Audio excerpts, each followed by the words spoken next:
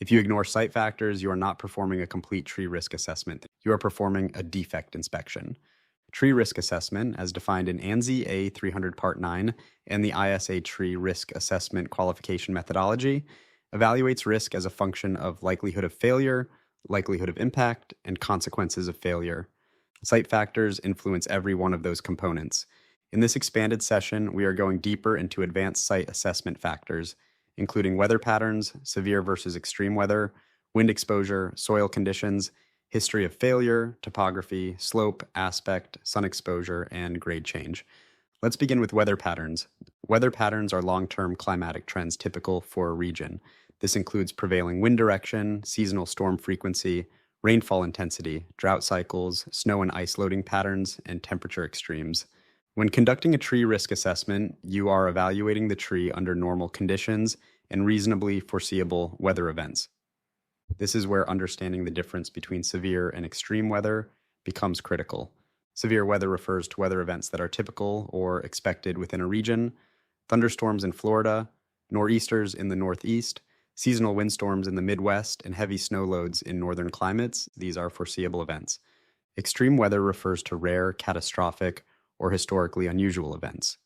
Category 5 hurricanes in areas that rarely experience them, tornadoes of unusual magnitude outside typical corridors, and once-in-a-century ice storms. The A300 and TRAQ methodology focus on assessing risk under normal conditions and foreseeable severe weather, not rare extreme events. Why does this matter? Because under extreme weather, almost any tree can fail. If your risk rating assumes catastrophic weather, every tree becomes high risk. Professional risk assessment requires evaluating the tree and site under conditions that are reasonably expected to occur. Now let's move into wind exposure. Wind exposure directly affects likelihood of failure. Is the tree sheltered within a stand? Is it newly exposed due to adjacent tree removal? Is it at the edge of a clearing? Or is it on a ridge? Prevailing wind direction matters. A tree that has developed under sheltered conditions may not be structurally adapted to new wind loads after neighboring removals. Edge trees experience higher wind loading. Isolated trees in open fields experience full crown loading. Urban canyon effects between buildings can accelerate wind speed. Wind exposure is not just about speed, it is about direction, turbulence, and duration. Now combine wind exposure with topography. Slope influences both stability and impact potential. Trees growing on slopes may have asymmetric root systems. Roots often develop more heavily on the downslope side to compensate for gravitational forces. If soil saturation occurs, downslope shear forces increase. Slope steepness increases the likelihood that a failing tree will travel further downslope, expanding the impact area. Aspect also plays a role. South-facing slopes in northern hemispheres receive greater sun exposure. This can dry soils more rapidly during drought, but also reduce prolonged soil saturation. North-facing slopes may retain moisture longer, potentially increasing root zone saturation during wet periods. Now let's discuss soil conditions in depth. Soil texture affects drainage and anchorage.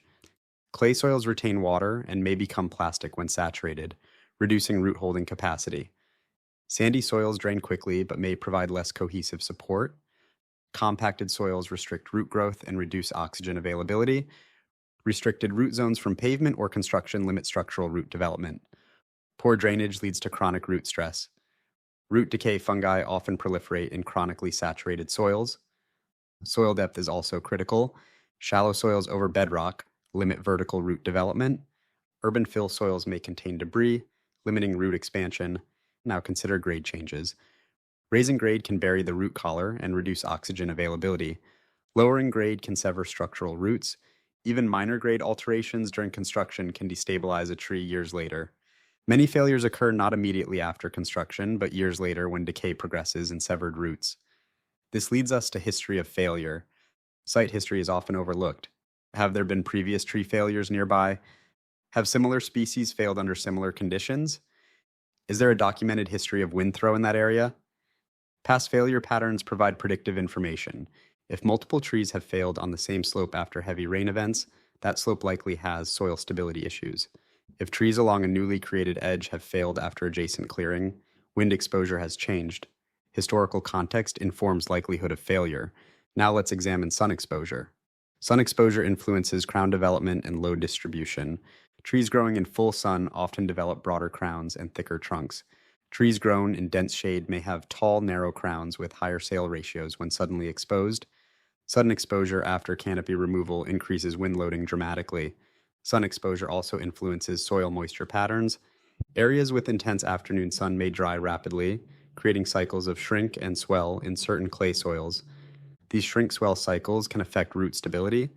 Now integrate all of this with likelihood of impact. A tree on a slope above a playground has different impact potential than a similar tree above unmanaged woodland. A tree exposed to prevailing winds blowing toward a parking lot has higher likelihood of impact than one where winds typically blow away from targets. Wind direction relative to targets matters. Failure direction is rarely random. Trees often fail in the direction of prevailing winds or downslope. Finally, consequences of failure are shaped by site context. A tree located upslope from a residence has higher consequence potential than one located upslope from open turf. Vehicle speed increases consequence severity.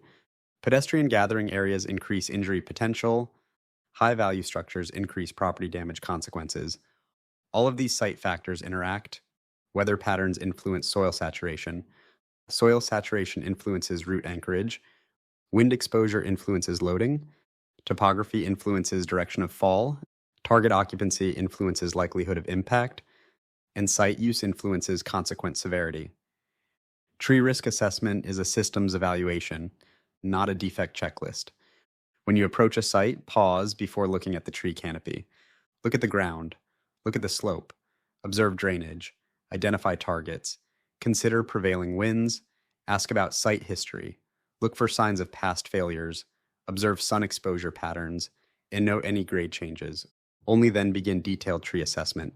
Because risk is not just in the tree, risk is the interaction between the tree and its environment. The most accurate risk ratings come from arborists who understand that site assessment is not a preliminary step, it is a foundational step. Precision in arboriculture requires context, and context always begins with the site. Thanks for listening to the Arborist-podcast. Let's keep building your arborist knowledge one domain at a time. If you found this useful, please like and subscribe.